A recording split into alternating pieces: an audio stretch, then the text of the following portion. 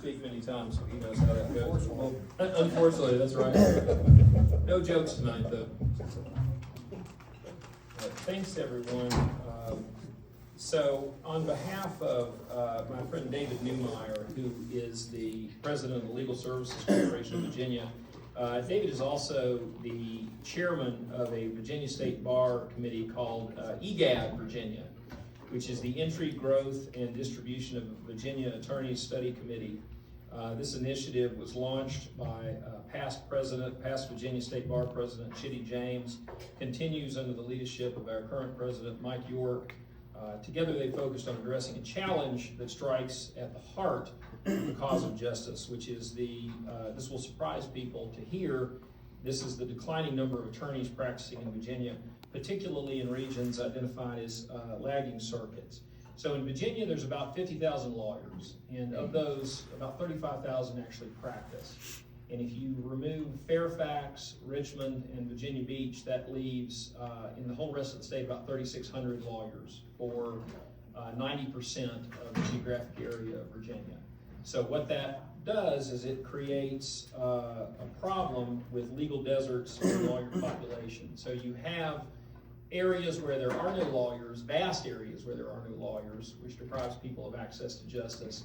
And even in areas where there are lawyers, you have a lot of vital and necessary practice areas that are not being addressed. I wrote an article about this in the December issue of the Virginia Lawyer magazine that goes out to all the lawyers in the state. Some of you all may have seen that last December, talking about that problem. My friend Henry Sue and I wrote that article. He addressed the national problem, and I talked about it specifically in Southwest Virginia, talking about some specific issues that we had encountered and some specific encounters I had had with people who could not get their legal problems addressed because of these issues. So this EGAD Virginia committee is composed, it's a larger committee that oversees its mission, and two highly focused subcommittees called OASIS and Legal. In the Virginia State Bar, they really enjoy acronyms. So each one of these addresses critical aspects of the attorney population and access of justice challenges in Virginia. This structure allows us to approach the issue from multiple angles, ensuring that we cover both the specific challenges of geographic access and the broader trends impacting the profession statewide. I'm honored to serve as co-chair of the OASIS Committee, which stands for Outreach and Support for Isolated Sectors. OASIS is dedicated to examining the issue of legal deserts, areas where access to legal services is limited or non-existent due to a shortage of practicing attorneys. In these regions, individuals face immense challenges in finding representation for even the most basic legal needs, such as family law, housing disputes, and estate planning. Our work focuses on identifying these underserved areas, understanding the unique obstacles they face, and crafting targeted solutions to ensure every Virginian can access justice regardless of their zip code. So the second subcommittee, Legal, which stands for Lawyer Entry, Growth, and Advancement Landscape, is tackling the broader question of lawyer population. Legal is studying the declining number of attorneys practicing in Virginia, analyzing the factors contributing to this trend. This includes exploring issues like the high cost of legal education, the challenges of starting a practice in rural or underserved areas, and the barriers to sustaining a career in smaller legal markets.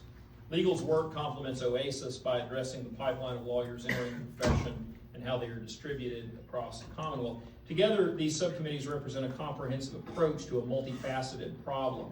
While OASIS works to ensure that no region of Virginia becomes a legal desert, or rather no additional regions become legal deserts, Legal is addressing the systemic issues that impact the profession as a whole. By coordinating our efforts and sharing insights, we aim to develop innovative and sustainable solutions that will benefit Virginians. And as far as Southwest Virginia goes, representation for Southwest Virginia, I think the committee as a whole has 15 members. From Southwest Virginia, we have myself, we have Catherine Mooney, who is former Assistant Commonwealth Attorney in Tazewell and is currently a professor of law at the Appalachian School of Law. And even though he doesn't live here full time, we still claim our old friend Jerry Kilgore, who sits on the committee, and we're very glad to have Jerry. In fact, Jerry's talk at a conference was what inspired then Virginia State Bar President Chitty James to establish the committee. But this structure for the committee allows EGAD Virginia to take a focused yet collaborative approach. We're leveraging data, public input, and the expertise of our members to address the unique challenges faced by underserved regions and the legal profession at large. It's this teamwork and shared commitment that will ultimately enable us to make meaningful progress towards addressing these problems. Access to justice, I think we will all agree, is not just a basic human right, but it is a cornerstone of the human enterprise. It ensures that every person, regardless of their circumstances, has a chance to participate fully in our society, to be heard, and to seek redress when wrong.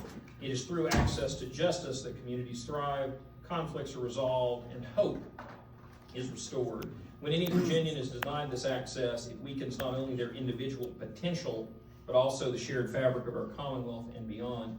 Justice fuels our collective progress, and EGAD Virginia is determined to ensure that it remains a reality for all. The EGAD Virginia Committee, which was previously known as Lawyer Population Study Committee, represents a broad coalition of lawyers, community advocates, and experts. Over its tenure, this group has been studying the reasons behind the declining lawyer population and identifying practical recommendations to reverse the trend. By conducting public hearings and engaging directly with communities, the committee has gathered invaluable perspectives on how this issue affects real people. I encourage everyone to visit the EGAD VSB YouTube channel to view these recordings and stay informed about future hearings, meetings, happenings. We had a hearing in Abingdon, and later that day we had a hearing in Grundy at the law school looking at different parts of the problem and potential solutions just recently, and those hearings are up on our website or on the YouTube site. So Southwest Virginia exemplifies both the challenges and resilience within the state. In the face of limited resources and geographic isolation, organizations like our Southwest Virginia Legal Aid Society continue to deliver outstanding service. I just marvel at what Joey and his staff are able to do with their very limited resources. Their ability to do so without the support of high-profile benefactors, such as, for example, in Charlottesville, they have patrons like Dave Matthews and John Grisham who privately support legal aid efforts up there. But what Joey is able to do is nothing short of heroic. He's servicing an area, Southwest Virginia is the size of New Jersey, and Joey and his small staff are able to handle that entire area from the 3 field offices, and they do an outstanding job with it.